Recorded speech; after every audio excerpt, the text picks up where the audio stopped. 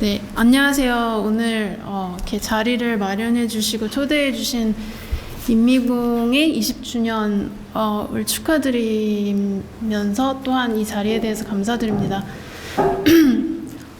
좀 일찍 와서 전시를 봤는데 정말 많은 것들을 해온 것 같아서 참 한 1시간 반을 봤는데도 볼 게 더 많은 것 같아요. 책들이 참 재밌는 것 같아요. 책의 내용들이. 네, 어쨌든 저는 스페이스원의 대표이면서 독립 작가 그리고 큐레이터로 활동하고 있는 여인영입니다. 오늘 저와 함께 자리해 주신 분들은 올해 여러 가지로 일을 같이 꾸려나가 주셨고 지금 현재 진행 중인 수량화된 존재들, 취약한 몸들 전시에 제가 초청한 작가 큐레이터님, 김다님, 그리고 여기 김선정님과 이 자리를 함께합니다. 일단 스페이스원의 간단한 좀 소개로 시작을 할까 합니다. 저희 그 스페이스원은 처음에 이제 2명의 예술가와 1명의 디자이너, 그리고 서울 해방촌이란 공간에 이 재래시장 안에 유휴 공간으로 시작을 했습니다. 그래서 저는 처음엔 사실 작가로 참여를 했었고, 그래서 2014년 4월에 제 개인전 빈칸이라는 제목으로 먼저 시작을 했었고, 그래서 2014년에는 굉장히 유기적으로 이제 주위에 있는 작가들이나 이런 분들을 같이 그냥 초청하고 소통하면서 자연스럽게 전시 그리고 옥상 영화 상영회 이벤트 등으로 지속적으로 그런 것들을 같이 그냥 굉장히 협력적으로 구축을 해왔어요. 그리고 이제 2015년에는 이제 예술 안에서 제가 되게 중요하게 생각하고 제가 할 수 있는 영역이라고 생각한 다양성, 독립성, 국제 협력을 지원하는 데 중점을 두면서 성격을 조금 재정립을 했습니다. 그래서 이거는 신흥시장의 지붕의 경관인데 이제 곧 공사가 되면서 아주 반짝반짝하는 그런 공간이 곧 될 것 같아요. 그래서 아주 빠르게 변화를 하고 있는데 저희가 처음에 이제 스페이스원이라는 이름을 제가 지었을 때는 그 1이라는 또는 원이라는 명칭이 나, 자, 그리고 타인과의 관계에서 다양한 하나로 다시 발명하기 위해 어떤 상호작용하고 상호보완적으로 계속되는 탐색으로서의 나를 재상상한다는 숫자 이론에 비롯된 이름입니다. 이것은 논리와 내러티브의 다양한 구조가 갖는 공존 그리고 순환의 패턴에 주목하는 것이기도 했고요. 그리고 이제 당연히 대한 공간이니까 이제 자본의 대안적인 구조, 굉장히 교환적이고 협력적이고 담론적인 이런 과정을 중심으로 하는 다양한 내러티브, 특히 이제 당연히 소외된 이야기들을 중점에 두고서 저희가 3가지 주제를 주로 다뤘습니다. 그 3가지 주제가 도시화, 테크놀로지, 그리고 젠더의 담론을 그리고 좀 다학제적으로 했어요. 그래서 다학제에 있는 전문가들과 함께 또 장소도 또 여러 장소에서 전시, 강의, 토크, 워크숍, 퍼포먼스, 상영회 등 그냥 여러 가지 포괄적인 형식으로 국내외의 다른 조직, 기관, 예술공간, 작가, 큐레이터 등과의 협력을 통해 이제 여러 가지 프로젝트 전시들을 이루어왔습니다. 그래서 이제 정말 저도 이거 정리하면서 되게 많이 느낀 건데 너무 쓸데없이 많은 걸 했구나라는 생각이 들더라고요. 근데 어쨌든 2020년은 그 개인적으로도 그렇고 공간으로서도 그렇고 좀 휴식의 시간을 어떻게 보면은 되게 가질 수 있는 일부러 가진 건 아니지만 그런 시간을 가질 수 있어서 되게 어떻게 보면 되게 감사했고, 그래서 그 동시에 정리를 하고 반영의 시간을 가지는 해였던 것 같아요. 그래서 많은 분들이 그렇게 생각하시는 것 같은데 어쨌든 그래서 올해 어떻게 그것과 어떻게 접점이 잘 돼서 그 4월에는 이제 대립미술관에서 이 공간 그 장소라는 전시에서 이제 많은 서울에 기반한 대안 공간들, 그러니까 10개의 대안 공간, 그리고 이제 5명의 그 국내외 작가들이 같이 이 전시를 했는데, 이 안에서 저희는 스페이스 원은 아카이브 전시로의 지난 해들의 정리와 마무리를 할 수 있는 그런 진짜 시간을 가질 수 있었습니다. 저는 이제 또 여기서 어쩌다가 뭐 큐레토리얼 컨설턴트 발음하기도 힘든 이런 역할도 했었고 그러면서 정말 서울의 다양한 대안 공간들을 또다시 좀 보게 되면서, 사실 오늘 여기 오면서도 정말 2002년에 그 대안 공간에 대한 연구책이 하나 있더라고요. 굉장히 오래된 건데 그런 걸 보면서 또 다시 좀 새롭게 다시 느끼는 부분이 있는 것 같아요.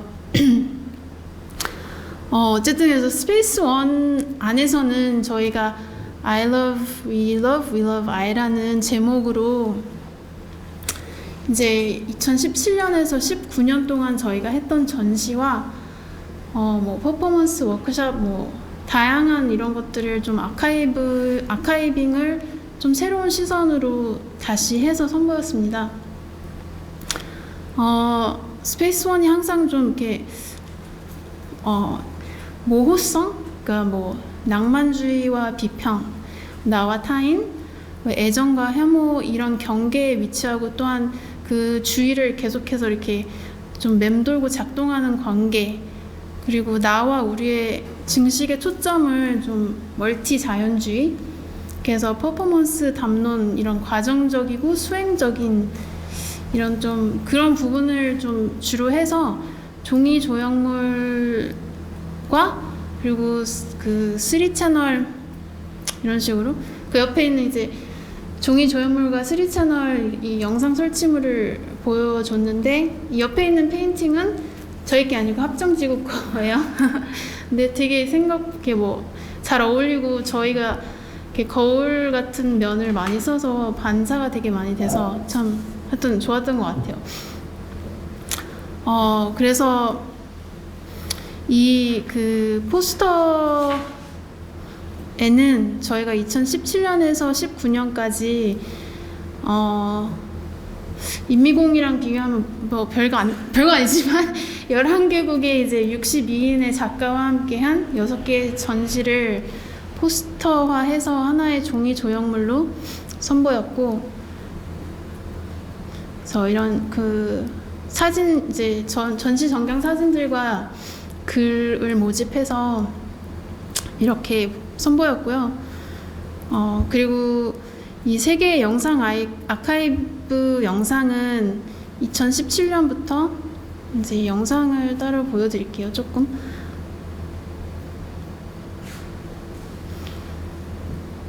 네, 2017년부터 19년까지 스페이스원에서 선보인 5개국의 18명의 작가 또는 단체, 그리고 6개의 프로젝트의 좀 수행적이고 뒤얽힌 진행 과정을 교차적으로 보여줬습니다.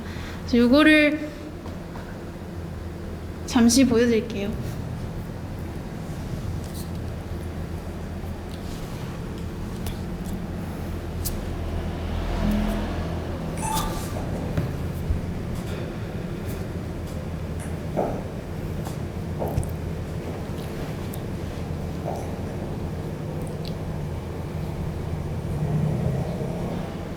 nonlinear and complex materiality that begins from difference in itself and not from the stabilized circuits that immediately universalize the same.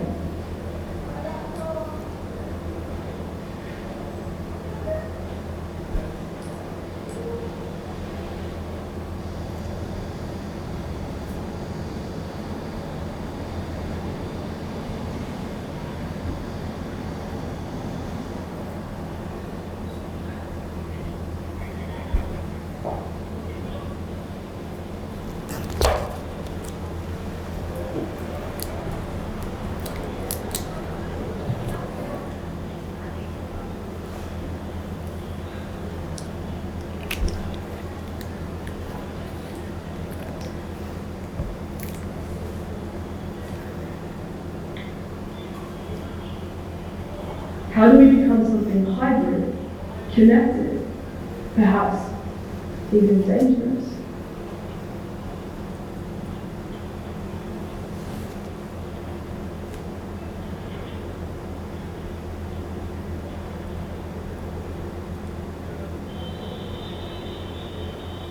그냥 저 시골에 산골에서 태어나봤는데 그냥 서울로 시집 와서 애들 둘 낳고 엄마 이거 저거 하다 나오는데 여기까지 와서 마지막에 하여튼 50 다 돼서 여기 시장 안에 들어와서 김치 만들어서 빨리 시작했어요. ରାମଧାନ ପରିକଳ୍ପନା କରାଗଲା ସେତେବେଳେ ପ୍ରଥମ ହାଟ ତିଆରି ହେଲା ଯେଉଁଠି ଲୋକ ରହିଲେ ଯେଉଁ ମାର୍କେଟିଂ କରିପାରିବ ଅତ୍ୟାବଶ୍ୟକ ଜିନିଷ ଏଇଟା ପୁରା ଜଙ୍ଗଲ ପ୍ରଥମେ 10,000 ଲୋକଙ୍କ ପାଇଁ ବାହାର ହେଇଯିବ।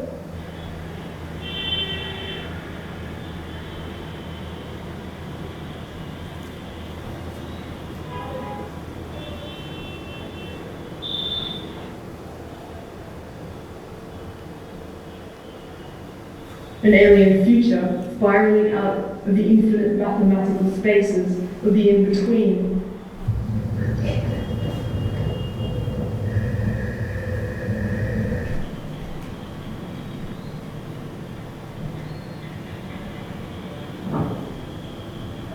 Such perversions of temporality could not be understood simply as constituting a discovery or invention, but rather as the implementation by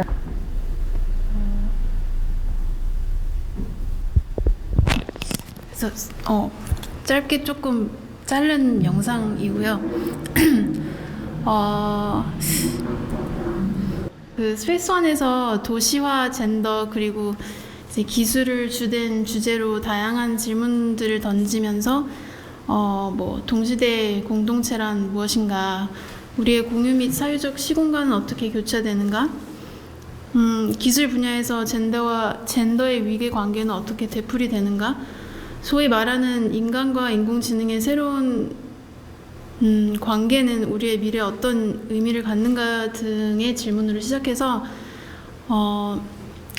이 프로젝트들은 뭐 또다시 이제 뭐 철학, 과학, 건축, 사회학, 문학 등 다양한 분야의 참여자들과 함께 다양한 형태로 담론을 확장해 나아가며 그 과정을 또다시 중심을 두고 진행한 그런 모습들입니다.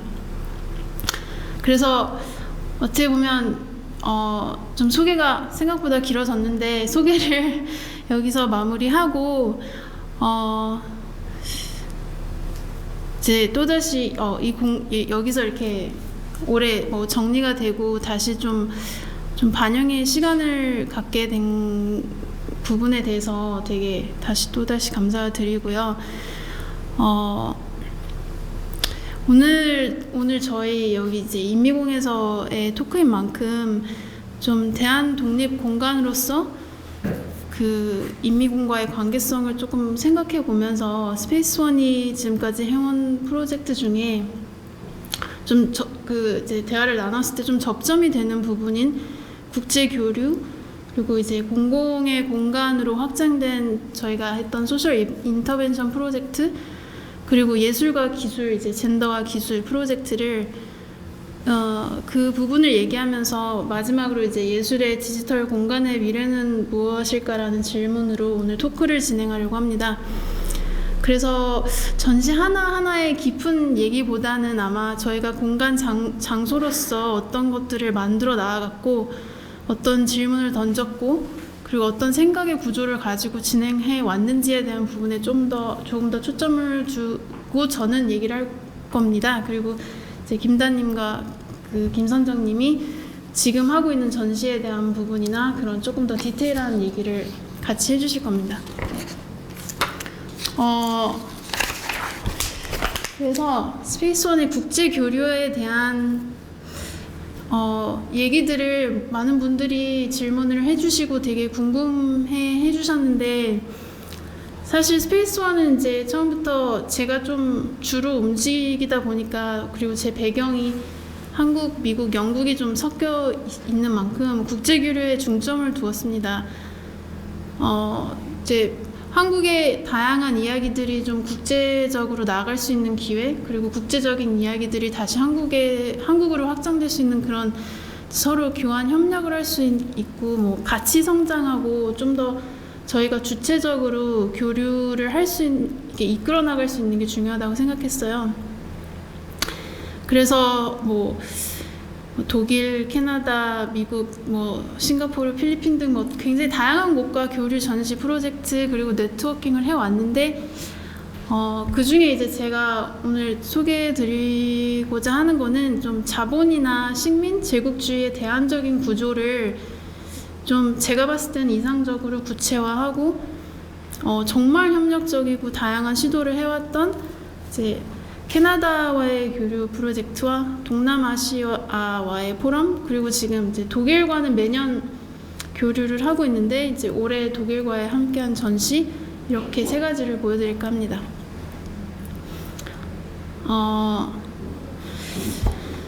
밴쿠버 캐나다, 저도 이번에 처음 가봤는데, 밴쿠버 캐나다에 위치한 이제 가장 오래된 작가가 운영하는 공간 중에 하나인 그런트 갤러리는 1984년에 8명의 작가가 LGBTQ와 원주민 예술을 중점으로 시작해 확장된 공간이에요. 이들과 첫 교류는 2018년에 바네사 관, 그 이제 그런트 갤러리의 큐레이터와 제가 큐레이팅을 맡아서 원앤제이 플러스 원이랑 스페이스 원에서 동시 개최되었습니다. 글씨가 좀 작죠? 죄송합니다. 근데 그래서 이제 이 전시는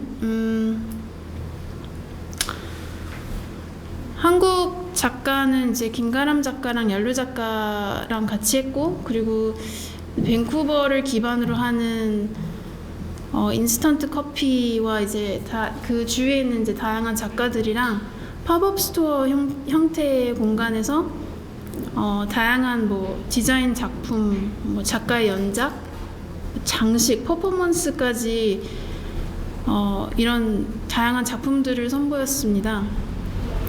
이 시도는 사실 사립 갤러리와 예술가들이 운영하는 이런 대안 공간 또는 이게 영리 비영리 구조 속에서 예술이 도시의 복잡한 사회 경제 환경과 상호작용하는 과정을 좀 조명해 보려는 시도로 팝업 스토어 형태를 모방하는 공간 안의 공간들, 다양한 공간들이 형성되었고, 그 안에 다양하고 소소한 이야기들이 설치물, 영상 설치, 사운드 퍼포먼스 등으로 채워졌습니다. 그래서 지금 제가 보여드리는 사진은 사실 스페이스 원의 사진만 보여드리지만 원앤제이 플러스 원에서도 다양하게 공연도 하고 퍼포먼스도 하고 정말 말 그대로 팝업 이벤트들이 여러 가지 되게 활동적으로 일어났었어요.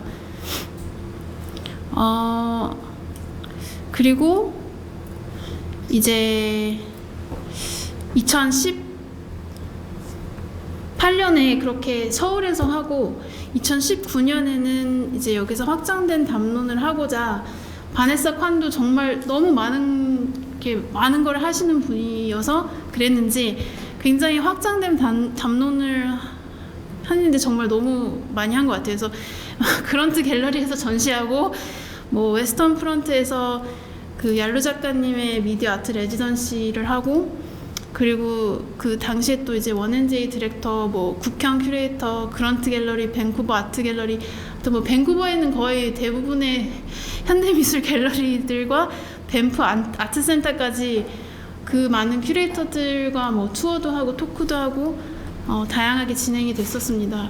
그래서 너무 사실 많은 일들이 있어서 그걸 다 보여드리기는 좀 힘들지만 조금 이렇게 몇 개 사진을 보여드리자면, 그래서 2-3주 정도 밴쿠버에 있으면서 정말 많은 큐레이터와 작가들을 많이 만났고, 그리고 올해 그 연장선으로 2022년에는 얄루 작가의 영상이 그 밴쿠버 도시에 이제 새롭게 비영리 공공 스크린으로 시작한 마운트 플레전트 커뮤니티 아트 스크린이라는 곳에서 상영되는 걸로 1단계를 마무리했습니다. 네, 제가 여기서 저도 밴쿠버를 그래서 작년에 처음 가봤는데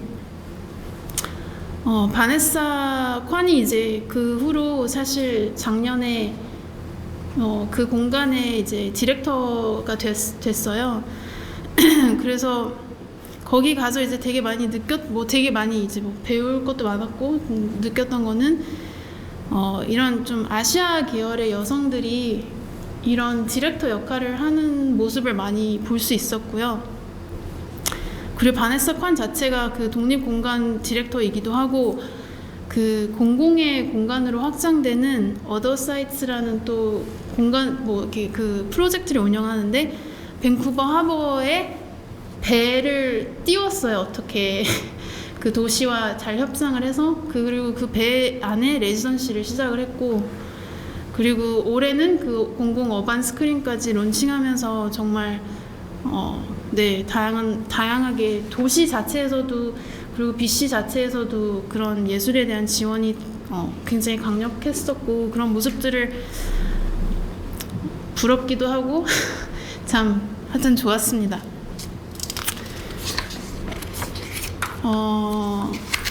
그리고 올해 그 밴쿠버에서 원래 이렇게 올해 작가상처럼 동시대 현대 미술상을 원래 예술가들한테 주는데 올해 예술 공간들한테 처음으로 수상을 했는데 그런트 갤러리가 올해 수상을 해서 네, 참 보기 좋았습니다. 그리고 또 그 밴쿠버에 대한 많은 소개를 하자면 또 그 웨스턴 프런트도 이제 미디어 아트 공간으로 유명하고 반프도 이제 미디어 아트 레지던시로 유명한데 웨스턴 프런트랑 그 그런트 갤러리가 자리 잡힌 그 바로 앞에 에밀리 카 미술 대학교가 있어요. 그래서 거기도 졸전을 한다고 해서 갔다 왔었는데 이제 에밀리 카에 대한 어떤 그 얘기도 이제 원주민을 대상으로 한 페인팅이나 그의 글들 이런 환경들이 참 저한테 소중한 교류였던 것 같습니다.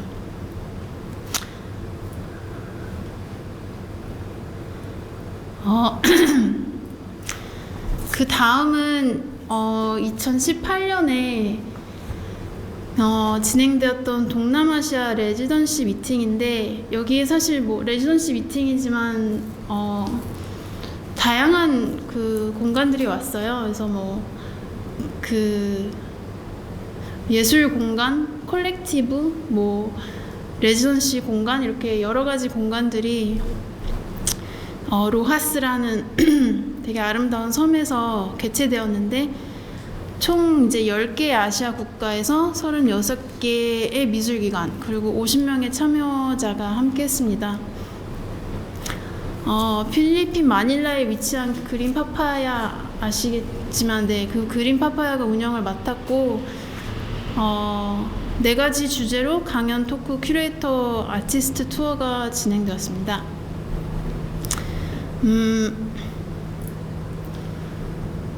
그래서 제가 사실 이때 발목이 부러져서 못 갔는데 이제 그 후에 이제 계속 뭐 녹음을 다 하고 이제 사실 토크 같은 거는 이제 제 그 발제는 제가 준비를 해서 저 대신에 이제 제 파트너가 가서 발제를 해주고 그리고 질의응답 시간에 제가 참여를 했습니다. 그래서 이렇게 뭐 지금도 계속 이제 공간으로서 고민하는 되게 다양한 주제들을 그때 많이 얘기를 했는데 뭐 예를 들어 이제 참여 공간이나 기관의 경관, 개념 및 운영 형식의 프레임워크, 국제기관과의 협력, 뭐 파트너십, 그리고 이제 커뮤니티 참여 가능성, 지속 가능성, 뭐 이런 우리가 모두 공간으로서 생각하고 있는 현실적인 부분에서 예술적인 부분까지 그리고 아시아 안에서 조금 더 공간되는 식민지 역사, 뭐 주체성 이런 많은 얘기들을 했어요. 그리고 아무래도 섬에서 하다 보니 굉장히 즐겁고 캐주얼해서 되게 좋았던 것 같아요. 이 얘기도 뭐 아시다시피 하자면 뭐 너무 많은 주제들이고 끝도 없어서 그냥 간단하게 넘어갈까 합니다. 근데 어쨌든 이런 형식은 각 참여 공간 콜렉티브 아니면 이제 레지던시 공간들이 어쨌든 각자 다른 주제를 갖고 발제를 했었고, 그리고 이제 조금 더 캐주얼한 환경에서 라운드 테이블 담론 등이 이루어졌고요. 그리고 이제 지금까지 계속 소통을 유지해 나가면서 서로 다양한 뭐 오픈콜, 전시, 행사 등의 소식들을 서로 공유하고 있습니다. 지금도 여기 참여자 그리고 그 운영을 도와줬던 98B라는 필리핀의 마닐라에 위치한 공간이랑 또 뭐 자티왕이 아트 팩토리 인도네시아 이 두 분들이 또 올해 국현에서 그 아시아 기획전 또 다른 가족을 찾아서에 참여하면서, 그리고 또 루앙루파 뭐 싱가포르 참여자들도 서울을 방문해 이분들과의 그 교류와 소통을 계속하고 있습니다. 이분들한테 제가 되게 많이 느꼈던 거는 일단 예술의 지원이 지역적으로 정말 많이 부족한 다 그런 지역들인데, 그럼에도 불구하고 같이 얘기를 나눴던 모든 분들이 이제 계속 얘기를 할 때마다 정말 서로를 지원해주고 교류 협력이 되게 강하게 잘 이루어지고 있는 모습들이 배울 게 많았던 것 같고요. 그 로하스 비바 엑스콘이라는 뭐 작가들이 운영하는 비엔날레, 뭐 자티왕이 아트 팩토리, 루앙루파, 뭐 베트남의 야상 콜렉티브 등 다들 아시겠지만 이분들을 이 작가들이 서로를 지원해주는 모습이 참 이번에 작년에 베트남을 가서 또 다시 느꼈는데 좀 가족 같은 분위기인 것 같아요. 그래서 참 배울 게 많은 부분이었던 것 같습니다.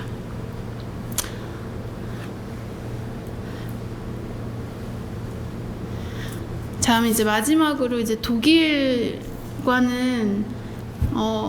사실 제가 독일에서 공부를 한 것도 아닌데 이상하게 이게 독일이랑 자꾸 교류를 매년 하게 되는 그런 좀 경우가 생기고 있고,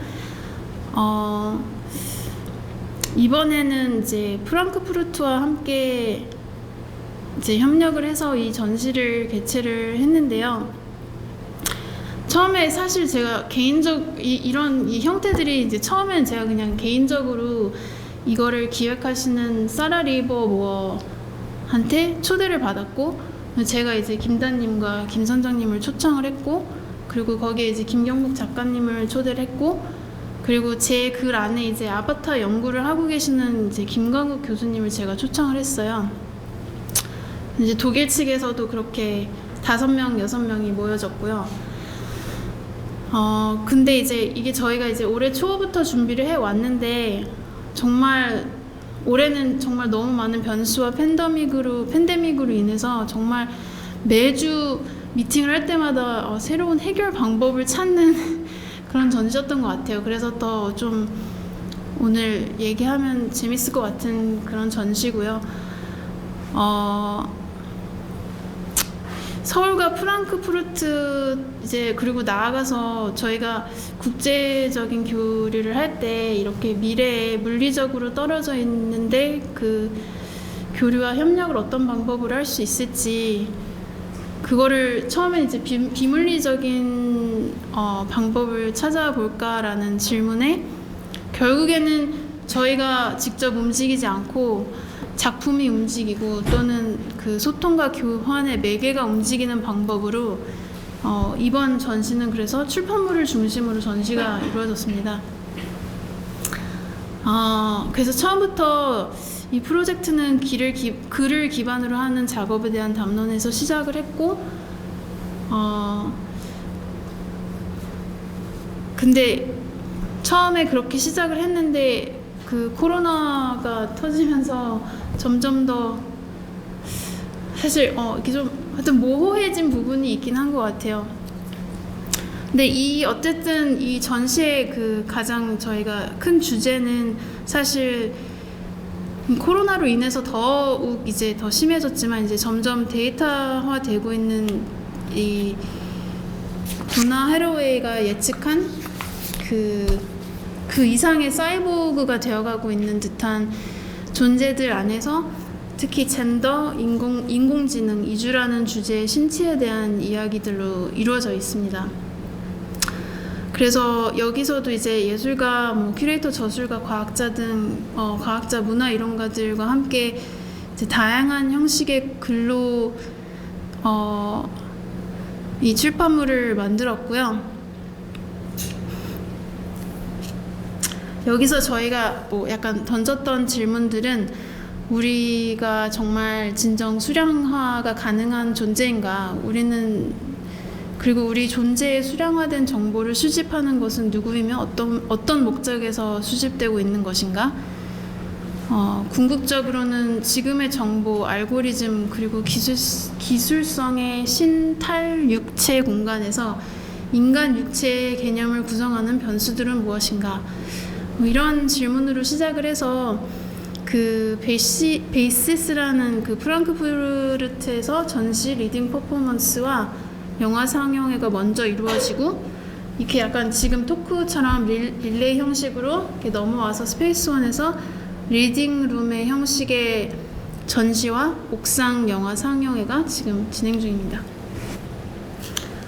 그래서 사실 이렇게 프랑크푸르트 기반의 작가들과의 출판물로 시작을 해서 이제 LA 기반의 작가들과의 영화 상영회로 확장이 되었고, 이제 김다님이 출판물 컨셉을 맡았고 영화 상영회를 두 분이 같이 큐레이팅을 하셨습니다. 그래서 이 부분에 대해서 좀 더 자세히 이 사진들을 조금 보여드리고 위로 넘어갈게요. 이 사진들이 이제 베이시스에서 했던 전시 전경이고요. 이거는 이제 스페이스원에서의 영화 상영회입니다. 마이크를 넘기겠습니다. 네. 아이고.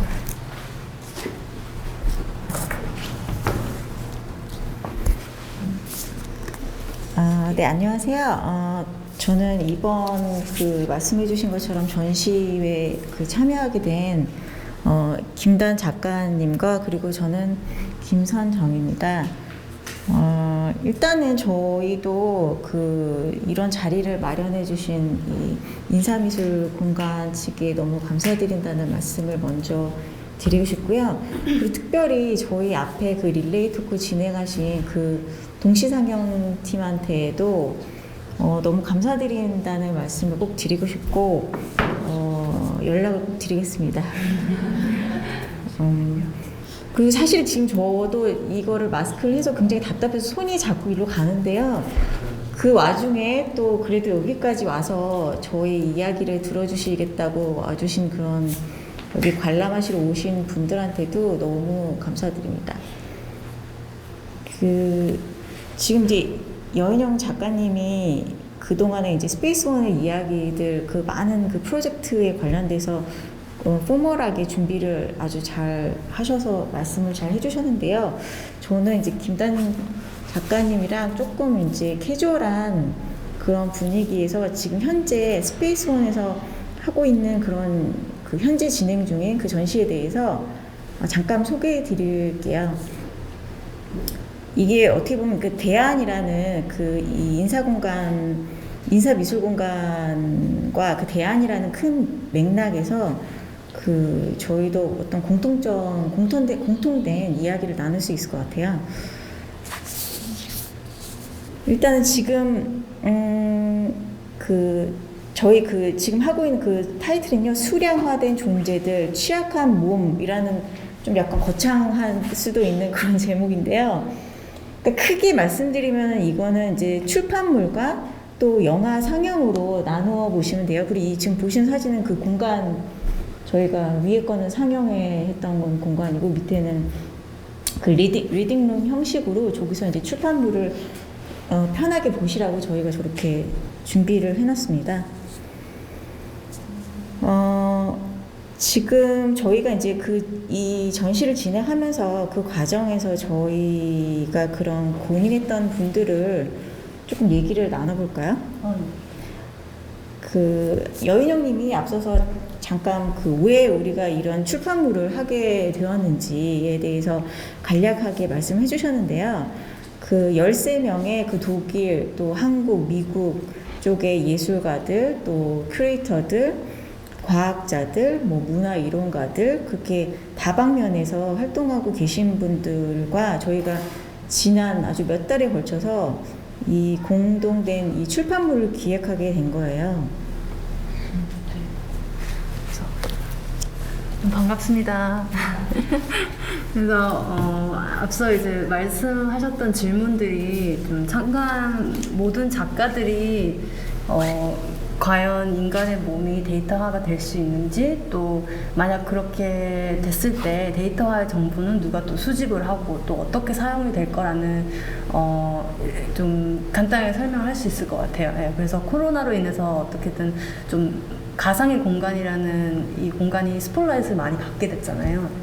그래서 그러면은 우리 몸이라는 개념과 그거를 좀 구성하는 요소들, 또 조건들은 무엇일까라는 질문을 기반으로 출판물에 참여를 하게 됐습니다. 네, 그래서 우선 제 글에 대해서 잠깐 간단하게 소개를 하고 넘어갈게요. 그래서 저는 Intangible Body in Intangible Space라는 글로 참여를 하게 됐고요. 이거를 이제 사전적인 의미를 찾아보니까 만질 수 없는 몸 이렇게 표현이 되더라고요. 그래서 그게 가장 적합한 표현 같아요. 그래서 만질 수 없는 몸, 그리고 가상의 공간이고요.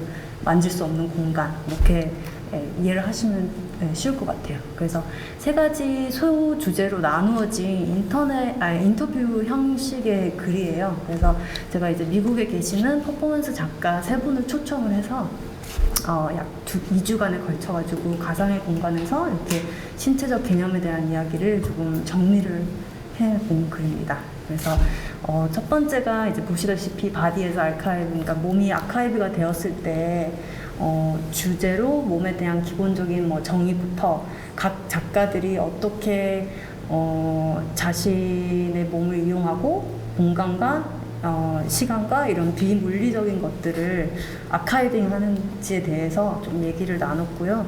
그리고 또 몸이 육체적인 개념에서 조금 벗어나서 인터넷이라는 가상의 공간에서 어떻게 또 재해석되는지, 확장될 수 있는지 그런 얘기도 좀 나눴어요. 그래서 2번째로는 이제 몸이라는 매체에 대한 얘기를 나눴는데, 어떤 작가분들은 GPS를 이용을 하고, 또 다른 작가는 가상의 아이덴티티, 그러니까 예로 아바타나 이런 것들을 통한 몸의 경험을 공유해 주셨고, 또 현실과 가상의 경계를 두고 좀 구분하려고 하는 기존들의 시도들이 더 이상은 좀 중요하지 않다는 그런 얘기를 담았어요. 네.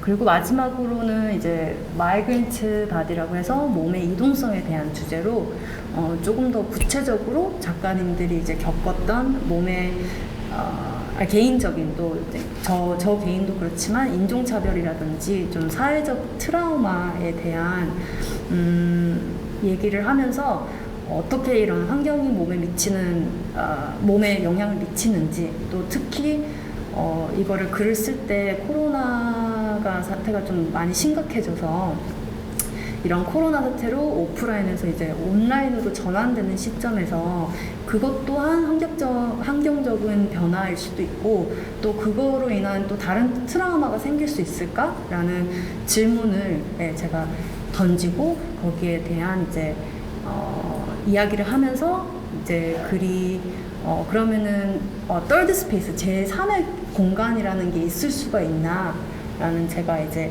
컨셉을 제시를 하면서 글을 마무리했어요. 네. 그래서 그리고 이거는 이제 제가 한 건데요. 그러니까 제 글은 그냥 간단하게 대화라는 제목으로, 그 옆에 오른쪽에 있는 거는 이제 제가 찍은 사진이랑 함께, 이 사진과 함께 인공지능과 또 인간 사이에서의 그런 짧은 가상의 대화 글이에요. 주로 이제 이성적일 것 같은 그런 인공지능과 인간 사이의 그런 대화를 일부러 의도적으로 좀 추상적이게 한번 상상을 해봤습니다. 또한 그 사진이라는 이미지가 그 조작하는 감정과 또 남녀라는 개념을 넣어서 그 독자들에게 그 고정관념과 부딪히는 그런 어떤 짧은 혼란을 소개하고자 했습니다. 그 여인영 작가님의 글은 나중에 시간이 되시면은 자세하게 직접 말씀을 해주시고요. 그러면 일단은 이 출판물 기획 단계에 대해서 조금 더 얘기를 하려고 하는데요. 특히 기획 단계에서 이 출판물 컨셉이랑 디자인에 굉장히 많이 참여를 하셨고 또 김다님이 고민을 많이 하셨던 걸로 아는데요. 특히 이제 이 컨셉과 또 올해 그 세계적인 코로나 팬데믹 현상으로 인해서 이동이랑 국제적 교류가 굉장히 어려운 시점에서 저희가 이런 출판물 전시가 이루어졌는데요. 이 전시에 대해서 김단 작가님이 조금 말씀을 해주시겠어요? 그래서 아까도 잠깐 말씀드렸고 이제 좀 중복되는 사진이긴 한데 우선 독일 작가들과도 다 미팅을 하면서 초반에 이제 기술, 몸, 특히 여성의 몸이라는 큰 틀 안에서 대화를 굉장히 많이 나눴고요. 그래서 제가 개인적으로 느꼈던 거는 작가들마다 이 주제에 대해서 조금씩 다른 관점이랑 관심사로 나누어진 것 같아요. 그래서 그러면 우리는 책을 한 가지의 타이틀로 정하지 말고 각자의 글 제목을 책의 표지로 만들어 보면 어떻겠냐라는 제안을 해서 이게 좀 흔쾌히 받아줬어요. 근데 이제 고민이 여기서부터 좀 시작이 된 것 같아요. 그래서 자연스럽게 이제 글 제목이 책의 표지가 되다 보니까 여러 장의 표지가 생기게 되잖아요. 그러면은 그러면서 이제 자연스럽게 비게팅적인 좀 컨셉을 가진 책이 됐고 이거를 인쇄화하려다 보니 아시다시피 이제 많은 책들은 바인딩이 돼 있고 묶어져 있잖아요. 그래서 그러면은 우리가 이제 추구하는 이렇게 순서가 없는 책을 어떻게 만들까 해서 보시는 것처럼 그냥 우리 일반 공책에서 많이 쓰이는 그런 스프링 바인딩을 썼어요. 그래서 굳이 어디서부터 순서가 없이 어디서부터 읽어도 되는 그런 책을 만들었고요. 그리고 홍정 작가님도 너무 잘 아시고 인영 작가님도 아시겠지만 또 다른 고민은 출판물보다는 또 코로나로 오프닝을 할 수 있을지 없을지도 모르고 또 출판물이 주가 되는 전시 자체가 굉장히 어려운 것 같아요. 그리고 저희 같은 경우는 아카이빙의 전시가 아니라 그냥 단독의 이런 출판물 하나라서 제 개인적으로 좀 더 큰 숙제는 스크린이라는 이런 프로그램인 것 같아요. 그래서 사실 저도 조금 아까 2층에 가가지고 정말 다량의 책을 보고 아카이빙을 봤는데 너무 좀 되게 자극을 받았다고 해야 되나 개인적으로 너무 대단하신 것 같고 그래서 아무튼 출판물이 이렇게 좀 담고 있는 광범위한 주제를 릴레이 형식의 또 30분이라는 아주 짧은 스크리닝 안에 다 담기에는 시간적으로도 그렇고 또 저희가 주어졌던 이런 조건들이 좀 쉽지가 않았어요. 네네, 맞아요. 근데 결론적으로는 저희가 그 출판물에서 그 공통적으로 다뤄진 몸이라는 신체, 몸이라는 주제를 갖고 스크리닝을 기획한 것이 서로 시너지 효과를 낼 수 있어서 그것이 이제 긍정적인 결과를 만들어냈다고 생각이 들고요. 그런데 이제 한 가지 조금 아쉬운 점이 있다면은 저희가 이제 여러 가지 사정으로 그 영문밖에는 영문으로만 되어 있어서 관객들에게 조금 제한적으로 다가간 면이 있습니다. 그것이 조금 아쉬웠어요. 네. 그래서 여기 그래도 계신 분들이랑 공유를 하려고 출판물에 QR코드를 준비를 했거든요. 그래서 혹시 핸드폰으로 이걸 찍으시면 바로 이제 열람이 가능합니다. 그래서 이제 향후가 좀 이거는 TMI일 수도 있는데 향후에 좀 기회가 되면 인쇄물이 아니라 디지털 출판물 작업을 꼭 하고 싶고 그냥 스페이스원 전시에서 이제 방금 이렇게 제공해줬던 QR 코드를 보시면 아시겠지만 저희 출판물의 컨셉을 담고 있지 못해요. 지금 현재로서는 굉장히 되게 순서적이고 이제 위에서 아래로 내려가서 봐야 되는 지금 형태잖아요. 그래서 그래서 그게 좀 개인적으로 좀 아쉬운 것 같아요. 예. 이것도 이제 대안이라는 그런 맥락에서 설명이 될 수 있을 것 같은데요. 그러면 지금 말씀하신 그 웹사이트 형태의 출간이라는 것이 뭐 어떤 걸 말씀하시는지 조금만 더 설명해 주세요. 뭐 예를 들어서 우리가 웹사이트에 이제 책을 열람을 하러 갔을 때 뭐 그냥 간단한 코딩을 이용을 해서 랜덤으로 재생이 되는 글이나 그래서 우리가 새로 고침이나 다시 고침을 했을 때 그냥 독자가 원하는 이제 뭐 목차를 읽고 선택을 하는 형식이 아니라 그냥 랜덤으로 재생되는 그래서 이런 조금 저희 컨셉을 담을 수 있는 방안을 아주 구체적이진 않지만 그냥 스쳐 지나가는 정도로 구상을 한번 해봤어요. 예. 네, 저희가 이런 얘기에 대해서 그러니까 이야기를 이제 나누었었는데요. 그러니까 저도 개인적으로는 재밌는 그런 프로젝트가 될 것 같습니다. 그러면은 저희가 이제 간단하게 스크리닝 얘기를 조금 할까 하는데요.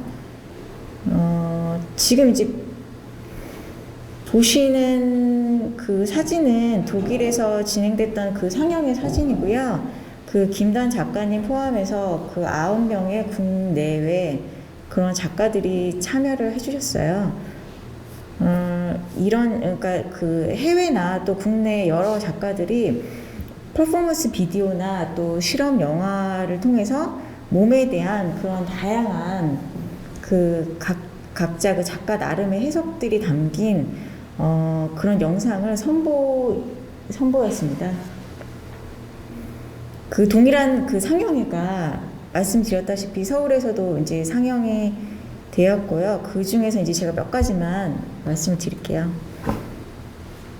지금 이 사진은 그 라라 사몬과 마리 워커라는 그 미국 작가의 필름인데요. 짧은 그 단편인데요. 이 둘이 이제 첫 번째 협업을 한 작품이에요. 근데 사실은 지금 그림이 뭐냐면 이 16mm 필름 위에다가 그 작가 자신의 본인의 피예요. 피로 그러니까 그림을 위에다 이제 직접 그려서 그거를 이제 영화로 약간 좀 이렇게 실험 영화죠? 실험 영화 스타일로 이제 만든 필름입니다. 그리고 이제 이 두 번째 보시는 거는요. 그 미누시 조모로 디니아라는 그 작가인데요. 이 작가는 이제 보시다시피 자연 환경에서 항상 영감을 받고 또 수년에 걸쳐서 자연 속에서 자아를 찾고 또 자연적인 요소를 재료로 삼아서 그 몸과 또 풍경 사이, 그 몸과 환경 사이의 그런 연관성을 탐구하는 그런 작품을 창조하는 작가입니다. 그 외에도 사실은 저희가 그 다른 작가의 작품들을 더 소개를 드리고 싶은데요. 시간상 여기서 마무리를 해야 될 것 같습니다. 예. 그리고 다음 주제로 넘어가기 전에 저희가 상영회를 한 번 더 하거든요. 그래서 이번 주 금요일 날 7시, 8시 두 번 해요. 예, 그래서 많은 참여 부탁드립니다. 그러면은 여인형님 발표를 이어나갈게요. 다음 주제인 이제 도시화, 공공공간으로의 확장에 대한 이야기인데요.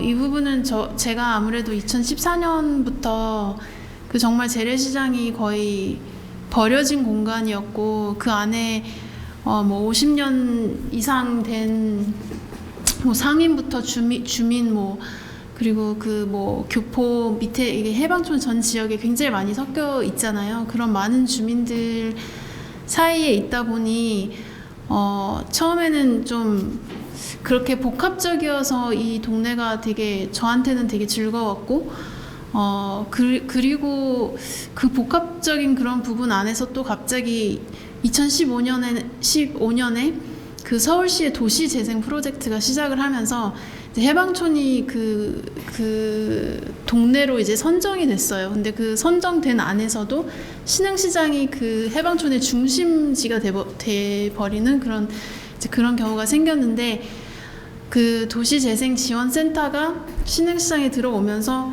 저희가 정말 많은 갈등을 또 다시 정말 힘들게 많이 겪었어요.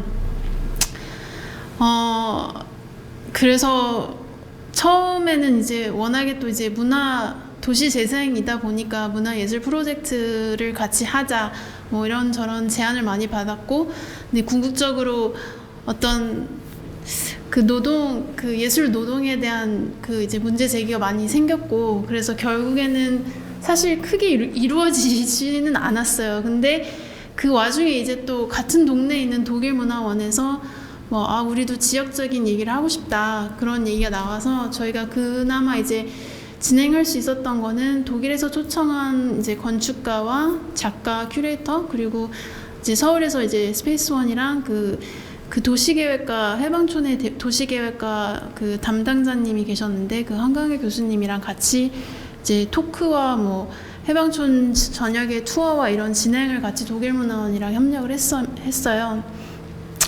어쨌든 그거를 계기로 계속 이제 도시 재생에 대한 얘기를 안 할 수가 없는 그런 공간이었고, 그래서 같이 얘기를 하다가 이제 결국에 저도 그 남산 천마을 해방촌이라는 도시 재생 이야기의 한 꼭지점으로 예술의 그 공간으로서 이제 초청을 받아서 참여를 하게 됐습니다. 여기서 뭐 이런 너무 많은 갈등은 근데 다 어느 정도 다 겪으셨을 거라고 생각이 돼요. 그래서 다 아실 것 같은데, 저희가 여기서 주로 하고 싶었던 거는 좀 주체적으로 이 안에 있는 공동체와 어떤 공공의 공간에 대한 얘기를 조금 예술적 접근으로 프로젝트를 진행하고 싶었고, 그래서 이 출판물에 참여하면서 이런 약간 도시 재생에 대한, 그리고 이제 뭐 예술의 자리가 여기서 어떻게 자리를 잡아야 되나 하는 그런 약간 다양한 고민을 하다가 저희가 2018년에 공유공간과 시간의 교차로라는 제목으로 소셜 인터벤션 프로젝트를 진행을 했습니다. 이 공공의 공간을 좀 공유하는 시간, 그리고 공존하는 공간이란 개념으로 확장해서 그 범주 안에서 발생하는 우연들, 조작, 그리고 이동성과 고정성을 반영을 했고, 즉 이제 좀 영리적인 네온 사인으로 덮쳐지는 이제 뭐 옥상 뷰라든지, 이제 영리적 가게 간판으로 가득 차 있는 길거리, 그리고 이동하면서도 상점 앞에 공유 공간을 점령하는 공간들과의 일시적인 개입, 그리고 융화를 동시에 하면서 이 공간들을 활성화하는 시도를 해봤습니다. 그래서 이때도 또 쓸데없이 뭘 많이 했어요.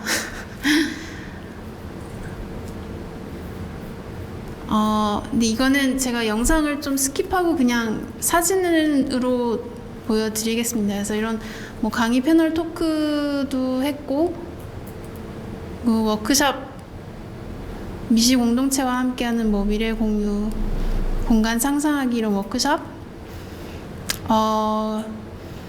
그 해방촌 문화 비빔밥이라는 이제 지역 공동체랑 같이 밥도 같이 먹고, 그리고 이제 그 광장에서 영화 상영회도 하고, 그 옥상에서 영상 설치물을 제작해서 영상을 보여주고, 그리고 트럭이라는 이제 이동성 설치물을 실내에 어떤 공간을, 일시적인 공간을 만들고 이제 위에 영상을 설치해서 좀 돌아다니고, 뭐 이런 식으로 해서 다양한 미시 공동체를 일시적으로 형성해 봤습니다.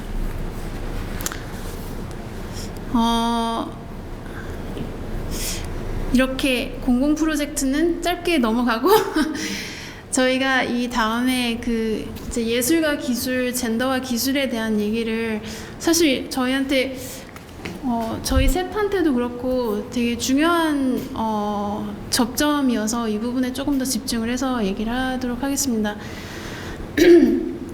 그래서 제 기술, 특히 인공지능 그리고 젠더는 저한테도 그렇고 여기 이제 작가님들한테도 그렇고 되게 중요한 연구 주제입니다. 그래서 당연히 여성 작가로서 아니 여성으로서 이제 겪는 뭐 국내외에서 또 아시아 여성이라는 또 그 뭐 대중적으로 표현되거나 어떤 전형적인 그 편견이나 갭 이런 것들이 이제 진짜 단순히 사회 정치적인 문제에서 좀 더 나아가서 복합적으로 이렇게 문화 안에 자연스럽게 내포되어 있는 부분들을 어떻게 풀어나가야 할지 정말 오랫동안 고민을 많이 했어요.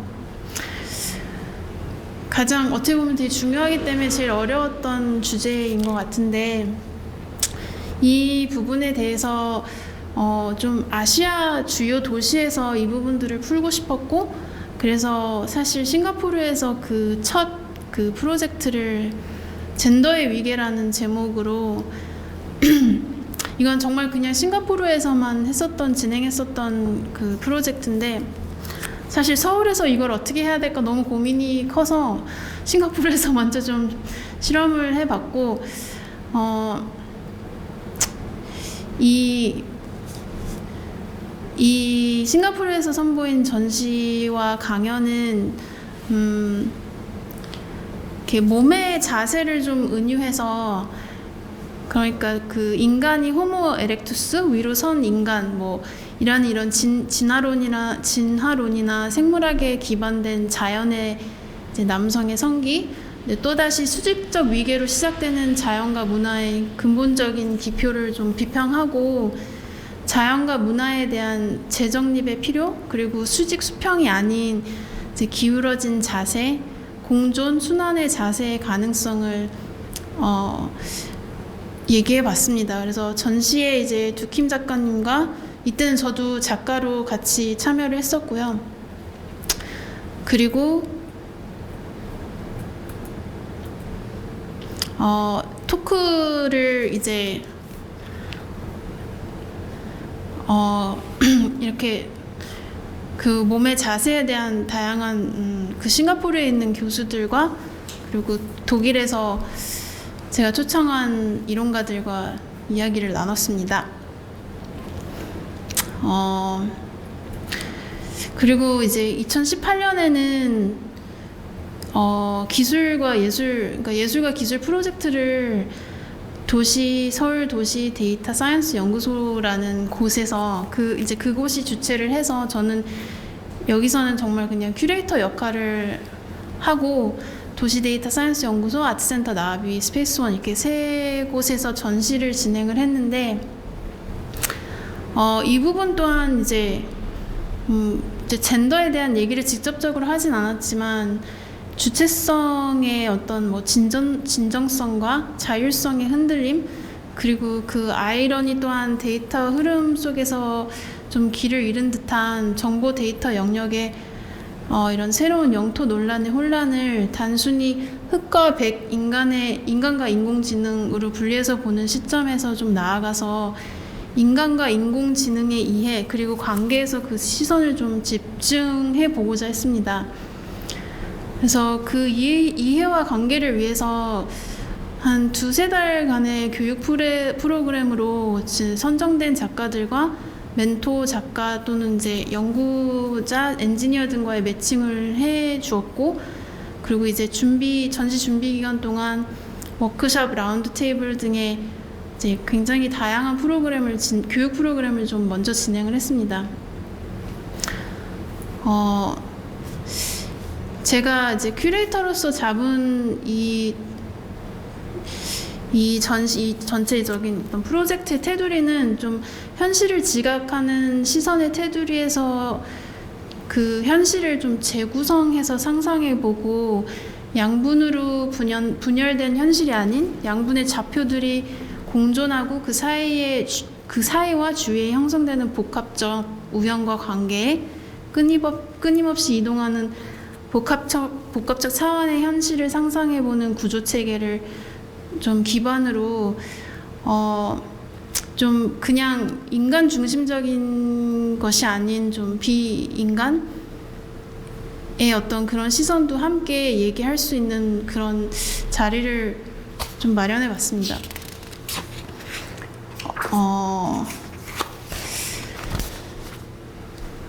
그래서 여기서 또한 쓸데없이 많은 것들을 했는데 뭐 전시도 하고 뭐 당연히 토크도 하고 퍼포먼스도 하고 이제 거기 인문학 강연도 들어가고 그 전에 이런 다양한 이제 교육 프로그램도 같이 그 전에 실행을 했습니다. 그래서 거의 1년 동안 이 프로젝트를 진행을 했었던 것 같아요. 그리고 사실 이게 좀 어느 정도 사실은 한참 예술과 기술이 유행하던 그때여서 이 영상을 그냥 잠깐 보여드릴게요.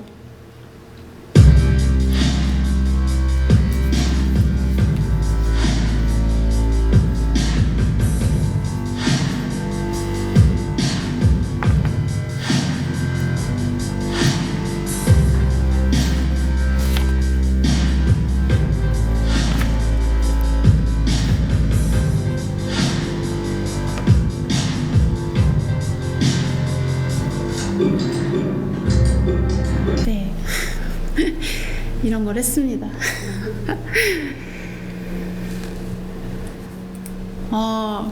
그리고 이제 이제 젠더의 어떤 프로젝트로서 두 번째를 이제 서울에서 작년에 젠더와 기술 오류의 재생이라는 제목으로 어떻게 보면 이 앞에서 본 젠더 이야기와 기술 이야기를 그리고 이제 예술의 이 세 가지의 접점에서 진행을 했습니다.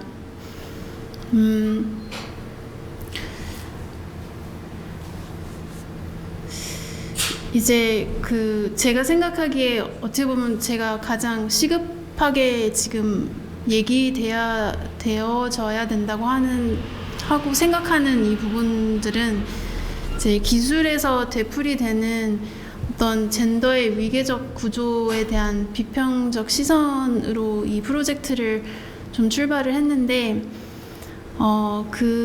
이제 좀 확장적인 담론으로 이 이분법적으로 계속 갈라지고 계속 분리되고 있는 남성과 여성, 동양과 서양, 뭐 자연과 기술 이런 부분들을 좀 다시 한번 좀 살펴보고 이제 제가 뭐 모든 프로젝트에서 매번 이제 얘기하는 어떤 이제 순환적인 공존의 관계에 대해서 좀 그런 관계의 시선을 돌리고 이제 다양한 내러티브에서 주관주의적인 관점에서 이 프로젝트를 진행을 해봤습니다.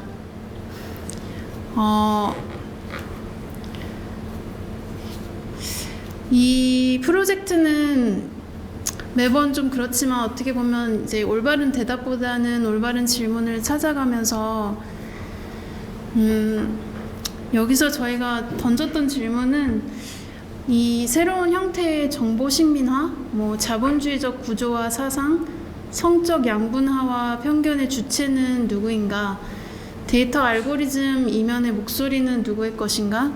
자동화 과정을 통해 인간성도 편리함과 쾌락만 쫓는 자동화된 사이보그가 된 건 아닐까? 다층화된 기술 시대의 인류의 미래는 무엇일까? 이런 질문들에서 시작해서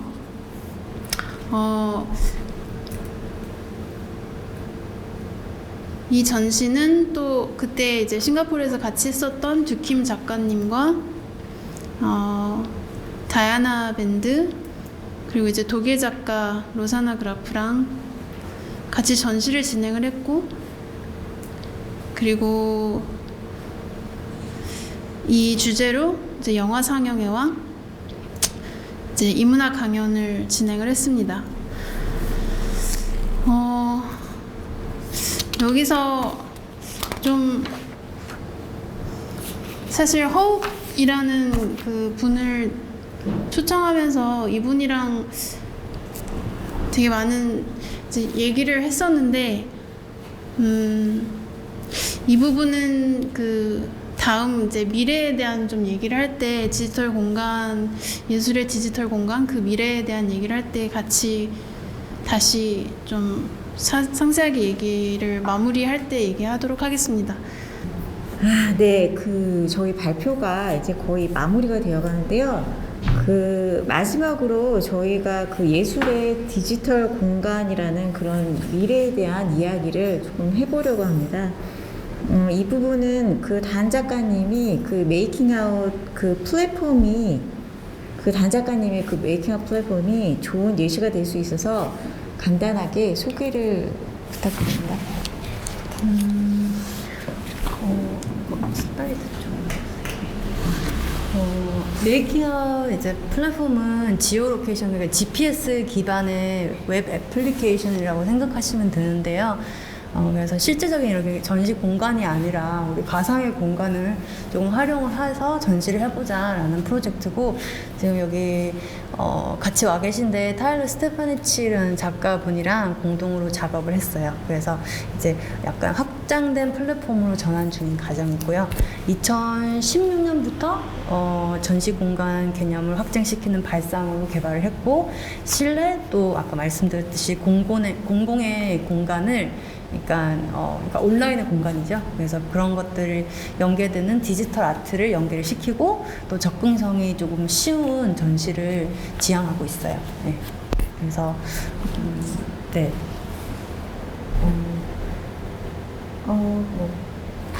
비디오를 그러면은 네, 한번 볼까요? 네.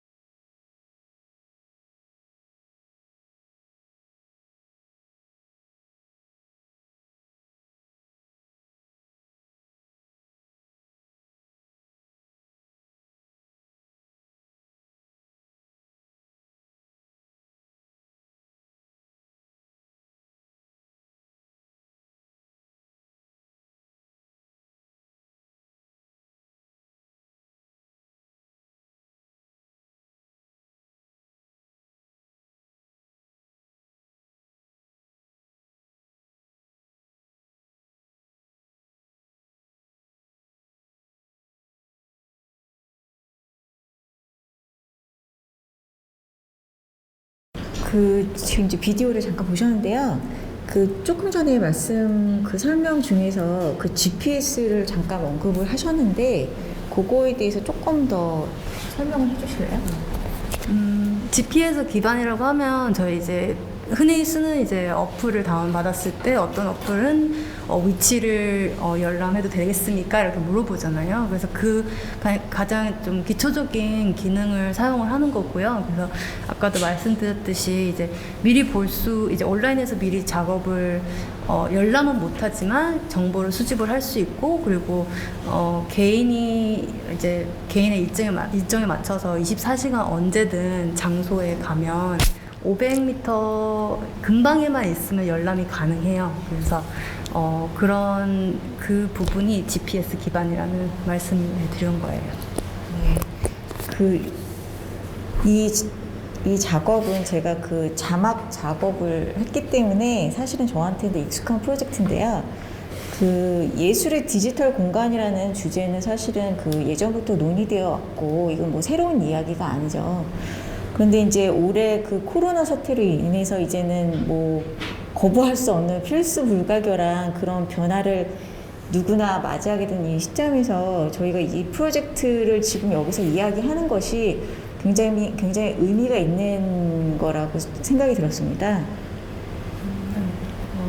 그래서 사실 지금 여러 작가님들이랑 얘기를 하면서 또 도움을 많이 받으면서 메이킹 아웃 서울이라는 또 하나의 프로젝트를 좀 준비를 하고 있는데, 방금 작가님이 이제 하신 말씀처럼 이제 포스트 코로나로 인해서 비대면 시대의 디지털 전환이 좀 더 가속화되고 있고, 또 사실 이런 기술을 포함한 변화된 환경을 현실적으로 구축하지 못하는 개인의 작가들이 너무 많고, 또 그럴 수 없는 기관들도 아직 너무 많잖아요. 그래서 작가들이 조금 유동적으로 작업물을 확산하고 또 공유하고 그럴 수 있는 방안을 이제 구축을 하다 보니까 온라인과 오프라인의 경계가 예전에는 있었다면 이제는 조금 이 온오프라인의 유기적인 공존과 또 융합을 이끌어낼 수 있는 방향으로 플랫폼을 수정해 나가려고 해요. 네. 근데 지금 짧게 말씀하셨는데, 그러면은 기존에 있었던 그 플랫폼이랑은 어떤 차이가 있는 거죠? 현재 많은 사실 온라인 3D 전시가 있잖아요. 근데 좀 수능적이고 수동적인 관객 참여 방식에 대해서 저도 그렇고 여기 계시는 이제 분들도 많이 고민을 한 것 같아요. 그리고 좀 어떤 관객한테는 그게 별로 흥미롭지가 않을 수도 있다고 생각이 들어서 이제 이 플랫폼에서 그럼 대안책으로 디자인 보완이랑 또 추가 세부 기능을 조금 도입해서 관객들 또 작가들도 양방향으로 이제 소통을 할 수 있는 그런 공간을 만들어야 되겠다라는 생각을 했어요. 네, 그래서 예를 들어서 이제 팝업 메시지나 아니면 실시간 푸시업 알람 같은 그런 기능을 추가적으로 제공을 해야 된다고 생각해요. 그래서 메이킹 아웃 플랫폼뿐만이 아니라 이제 코로나가 장기화되고 있고 또 온택트 시대가 좀 일반화되면서 예술의 디지털 공간의 미래에 대해서 정말 많은 이야기를 시도해야 될 것 같아요. 그렇죠. 이제 같은 맥락에서 인미공에서도 이제 지금 중이신 그 프로그램들도 이 온택트 시대의 예술 경험이라는 그런 주제를 반영하는 그런 작품들을 저희도 이제 많이 볼 수 있었습니다. 그렇죠. 그래서 나중에 저희도 만약에 프로젝트가 완성이 되면 이 주제를 조금 확장시켜서 계획해서 보러 가는 전시가 아니라 조금 일상 속에서 스며들 수 있는 전시를 제공을 하고 싶고, 오히려 또 이 온택트 시대에 그게 장점이 될 수 있다고 생각을 해요. 그래서 어떻게 보면 선택의 폭이 좀 넓어지고 관객의 연령층도 증폭시킬 수 있지 않나라는 생각을 합니다. 네. 이 주제에 대해서 혹시 이제 더 질문이 있으시거나 더 이야기를 들으시고 싶으신 분은 이따가 그 Q&A 시간에 더 얘기를 나눠보도록 하고요. 그 여인영 작가님께서 마무리를 하실게요. 저는 일단 이 공간을 뭐 횟수로 하자면 7년이란 기간 동안 이제 운영을 하면서 올해 정말 많은 생각을 하게끔 했던 해인 것 같은데, 정리도 하고 반영도 했고, 이제 이 자리에서 이제 좀 미래에 대한 질문들을 던지게 되는 것 같아요. 저한테는 지금은 어쨌든 그 디지털 공간이라는 곳이 아직은 뭐 많이 의논이 돼 왔고 얘기를 많이 했지만, 그리고 많은 실행을 해봤지만 사실 아직도 많이 부족한 점이 너무 많고, 시각예술 쪽에서는 특히나 너무 좀 어려운 좀 문제이기도 하고 해서, 저는 좀 더 어떻게 보면 이제 어떻게 보면 되게 거꾸로 가는 얘기일 수 있는데, 오히려 지금 저한테 되게 중요한 거는 다시 정말 좀 근본적인 이해인 것 같아요. 이해. 그래서 이 허욱이라는 그 철학가가 참 재밌는 부분이 그 엔지니어이기도 했었고, 그리고 동양에서도 공부를 했고, 중국에서, 그리고 홍콩에서, 그리고 또 이제 독일에서 기반을 해서 이제 어떤 기술의 철학에 대한 중점을 가지고 얘기를 하고 있는데, 이분이 이제 새로 나온 책이 있어요. 근데 아직 한글로 번역이 안 돼서 제가 감히 번역을 하면 안 될 것 같아서 그냥 영어로 일단 보여드릴게요. 근데 이분이 하는 말은 이 정보 기술의 시대에서 이제 형이상학적인 담론은 이제 더 이상 유효하지 않다라는 말을 하면서, 정보는 에너지도 아니고 물질도 아니며 새로운 존재론을 필요로 하며, 그 시몽동이라는 그 프랑스 철학가나 베이트슨처럼 정보를 오히려 이제 그 책 제목이 Recursivity and Contingency인데, 그 Recursion이라는 컴퓨터 공학에서 쓰는 재귀라는 것과 함께 묶어서 얘기를 합니다. 그리고 이제 캐서린 헤일스라는 그 여성 철학가는 그 포스트 휴먼에 대한 얘기를 하면서 그 현재 패턴화되고 있는 현상에 물질적 존재성을 뒤엎는, 즉 비물리적인 존재를 형성하는 데 있어 정신이나 의식이 아닌 단순한 정보의 패턴화로 형성된다는 점을 비평합니다.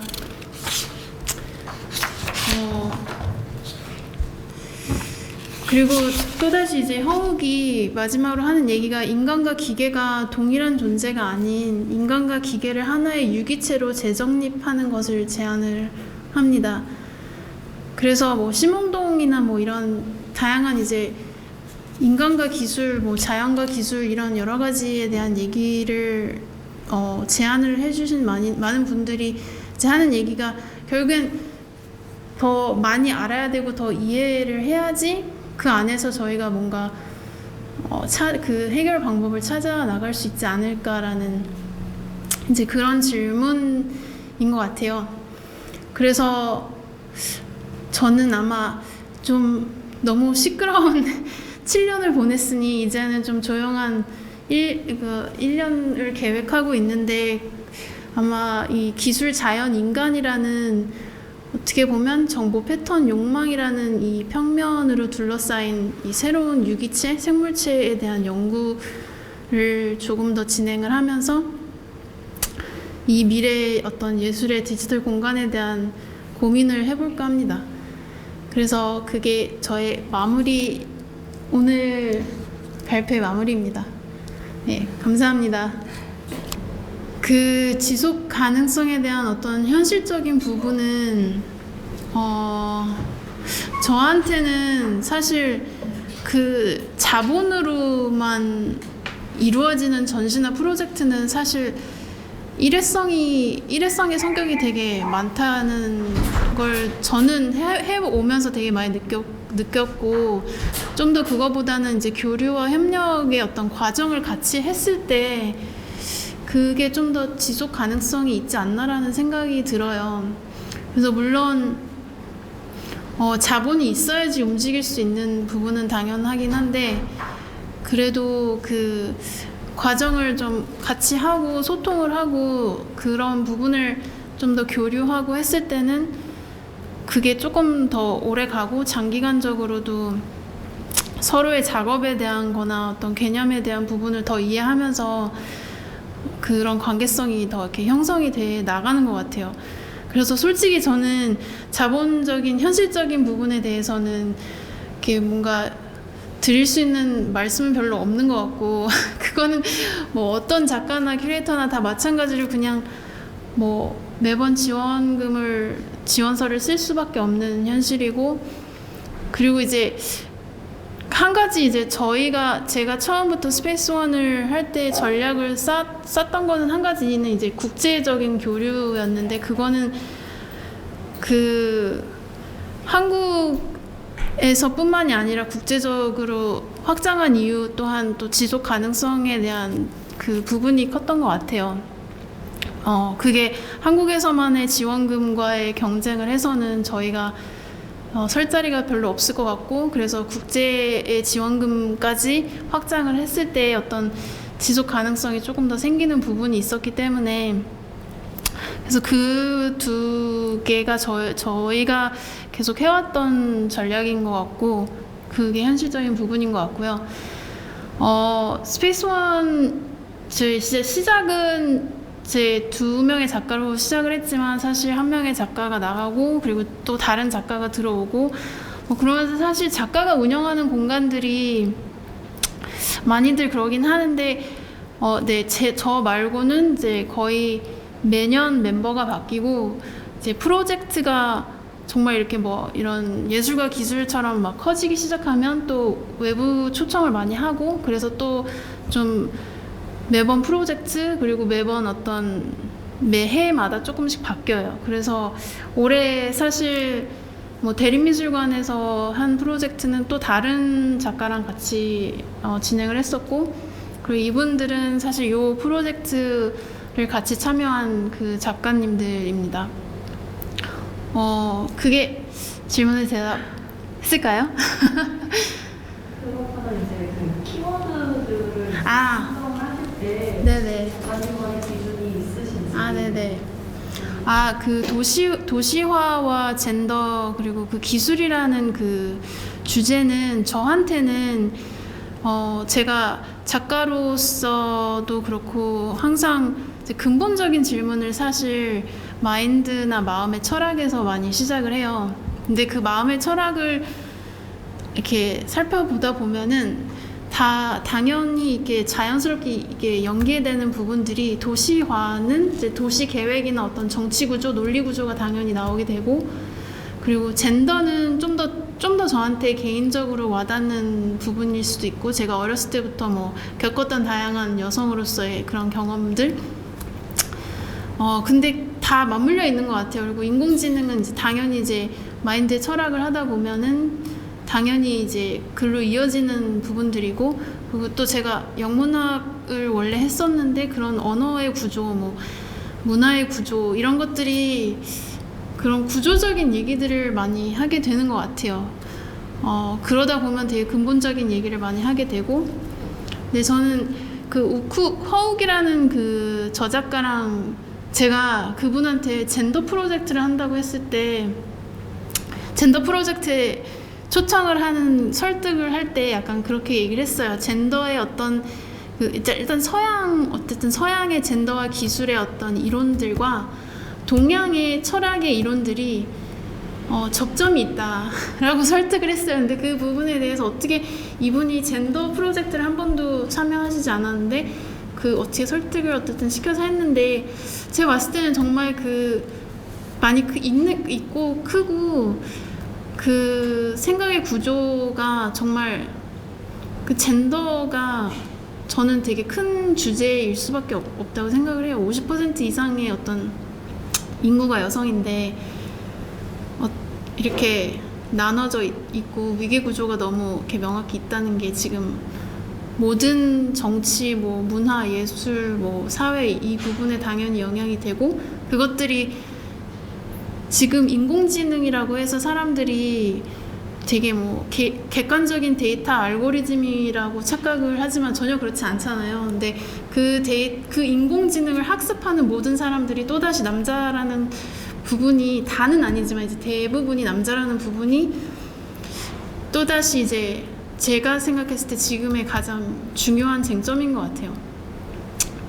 그래서 얼마 전에 뭐 인공지능 이제 연구자 그 기술 쪽에서 테크 쪽에서 일하시는 이분들이랑 같이 또 담론을 했었는데 그분들이 하는 얘기를 보면 참 재밌는 거 이제 인공지능을 가르치는 거예요. 학습을 시키는 거예요. 계속 데이터를 계속 넣어서. 그래서 정말 그 인공지능의 반응들이 가끔은 뭐 2살짜리, 3살짜리 아이 같은 반응을 한다. 되게 엉뚱한 얘기를 한다. 이런 얘기를 하는데 정말 진짜 사람이 학습을 시키는데 이 똑같은 편견과 똑같은 그 말도 안 되는 이 한계의 논리 구조로 계속 그게 학습이 되고 있고 그게 또다시 우리가 지금 경험하고 있는 모든 간단한 기술부터 복잡한 기술까지 결국 저희 논리 구조로 다시 이렇게 학습이 되고 있는 이런 부분이 네, 제가 가장 우려가 되는 부분입니다.